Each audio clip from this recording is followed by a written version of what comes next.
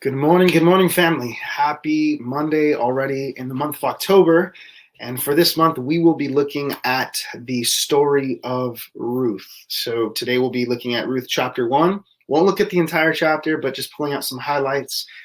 And of course, Ruth, the highlight of the book of Ruth is Ruth herself, right?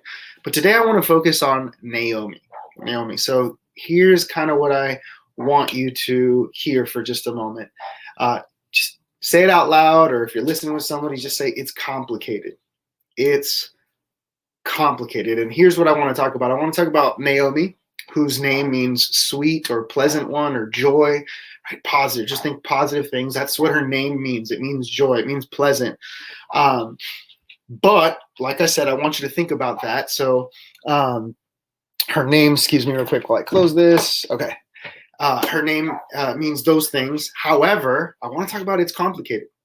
Her relationship with God is complicated. There's moments in her life when she feels like she's blaming God for what's happening.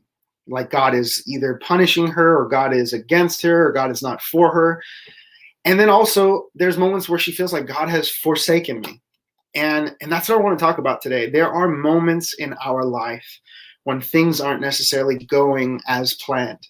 Or maybe we're having tragedy after tragedy, or heartbreak after heartbreak, or just tough time after tough time. And there are moments that maybe we're wondering, like, God, are you punishing me? Or God, like, where are you? Or God, have you left me? So here's the story.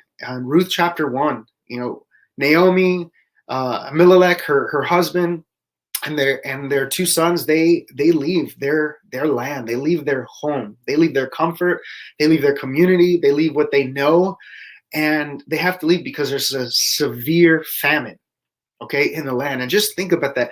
Think about just where you live right now, and it's so bad food wise. There's no food, that you have no choice, but you have to get up and you have to go. You have to take your family, right? You have to gather yourself, gather your family, and you got to go.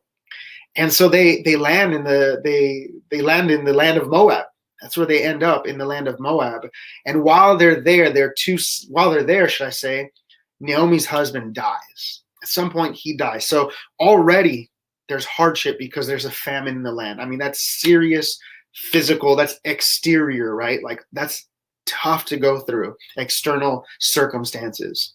Then her husband dies. That is both internal and external. Now her world is falling apart, in the sense of, if you and I lived in the days of Naomi, and if you're a woman, you didn't have a husband, right? You needed that husband, right, to protect and to provide, and to basically just have livelihood. So she has her two sons, and so she leans on her sons. Well, they're there in the land of Moab. They get married to Moabite women, and their sons die 10 years in. So now they've left the land, their hometown, because of this severe famine. Then they're there. Her husband dies. And 10 years into it, her two sons die. So now she's left with no men to kind of take care of her, watch over her. And like I said, while her sons are there in the land of Moab, they get married to Moabite women. So Naomi says, you know what? I'm going back to Bethlehem. And she tells her daughter-in-laws, go back to your home. I have nothing for you. I'm too old. I'm not going to be able to take care of you, provide for you. Go back to your family, figure it out. Orpah, one of her daughter-in-laws, goes back home. But Ruth says, hey, I'm not leaving you. Your people will be my people. Your God will be my God. And, where you die, I'm going to die. I'm going with you. And as they're heading back and they get to Bethlehem, some of Naomi's friends are like, is that you? Oh my goodness, it's so great to see you. You're back. Welcome back. And, what has God done for you? How's life been? And she tells her friends, don't call me Naomi, which means, remember, pleasant one, or joyful, or, sweet. She says, call me Mara. And Mara means bitter. And remember how we started off with saying it's complicated. And here's what I gathered. I think I want us to gather from this text, for the author of the book of Ruth. It's complicated. Naomi's relationship with God is complicated. She leaves her land and her people because there's a famine. When she gets to this new place, her husband dies. 10 years into living in the land of Moab, her 2 sons die. And there are moments in her life where she begins to question her relationship with God. There are moments in her life where she begins to doubt. There are moments when she even says, God, are you doing this to me, or have you forsaken me? And she even says, change my name. Don't even call me sweet one anymore, or joy. I'm not the pleasant one. I'm not Naomi. I'm Mara. Life has been bitter. It's been tough. It's been hard.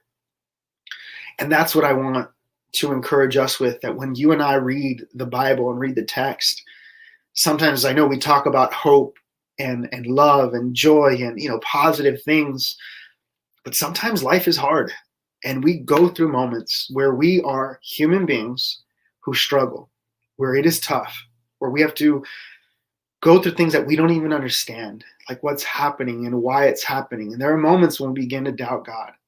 And what I want to say is, it's okay. Look at Naomi. I mean, it's okay. God's ego is not so fragile that he can't handle our questions. God is not so tiny or so insulted or so like, oh my goodness, I can't believe you, that he just abandons us and leaves us. Even though Naomi felt abandoned, God never left her. Even though she felt like, man, is God the one doing this to me? God was not punishing her.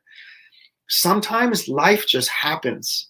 Sometimes life is just complicated. Sometimes it has nothing to do with, God is doing this to me, or God is making this happen, or God has left me. The reality is, you and I live in a fallen world. We live in a broken world. We live in a world where we're born in sin and shapen in iniquity. And because of that, there are things that we go through that make no sense other than the fact that, hey, we live in this fallen world. And even though we go through circumstances in life, externally, internally, and we have those doubts, we have those moments, God never leaves us. God never forsakes us. And Jesus comes in New Testament, right, onto the stage of action, and he shows us, here's how you live in the midst of pain, of sorrow, of troubles. Here's what happens. I mean, Jesus is the Son of God, and he was not exempt from himself. He was hungry and tired, and he was betrayed. The religious people wanted him killed. The empire, the government, they are the ones who executed that. They put him on a cross, and yet Jesus says, listen, in this world, you will have troubles. In this world, you're going to suffer, but be of good cheer because I've overcome this world.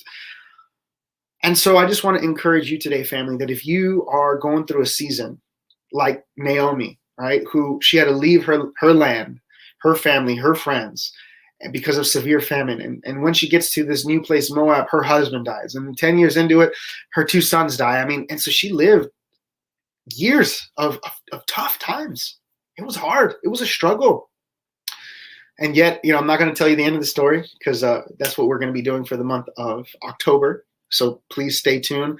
Wednesday and Friday, should I say, we'll jump back into the book of Ruth. But I just wanted to highlight Naomi today, who, like I said, in one season in her life, she was called the pleasant one, sweet, joy, and we come into this world sometimes and we can be that, joyful and sweet and full of faith and hope and love. We have seasons where we're like that, but then life sometimes just feels like we're getting beat up so much that maybe we become bitter, and maybe we become hopeless, and maybe we become like, God, where are you? And yet what Ruth, the book of Ruth, is, not shying away from, not trying to hide anything, but letting us know that these are real people who had real feelings and real thoughts and went through struggles. And yet, even in the midst of those things, we discover that God is the faithful one. That even when we feel these ways, and even when life is tough, that in the end, when it's all said and done, all things work together for good to them that love the Lord and are called according to his purpose. In the end, when it's all said and done, we know that Jesus says, hey, I'm making all things new. I'm the first and the last. I'm the Alpha and the Omega, the beginning and the end. And he is the one who is writing the script of our lives. And in those moments, we just got to keep pushing through, because in the end, God will fulfill his promises because he's always been faithful. All right, fam, God bless. We'll see you Wednesday.